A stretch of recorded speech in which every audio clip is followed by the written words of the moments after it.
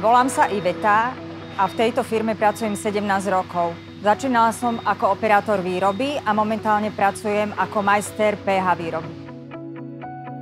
Ja som išla vyskúšať s kamarátkou, že pôjdeme na brigádu a brigádne nebrali, takže to vyskúšam, dávala som tomu taký rok a už som tu krásnych 13 rokov od školy. Vo výrobe máme čisté prostredie, čiže musíme sa k tomu aj adekvátne obliekať. Musíme mať plášť, pracovnú obuv, čapicu.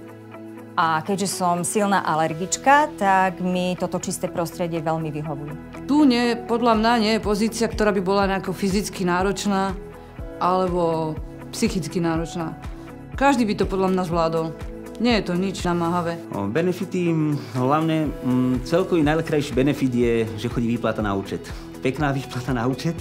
Pochádzam z Radošiny, dochádzam autobusom, ráno ma autobus zoberie v Radošine, vystúpim tu. Sice dobre je tá hodinka, 3/4 hodina, čo cestujem, ale vôbec mi to nevadí, lebo zatvorím oči v Radošine, otvorím ich pred firmou.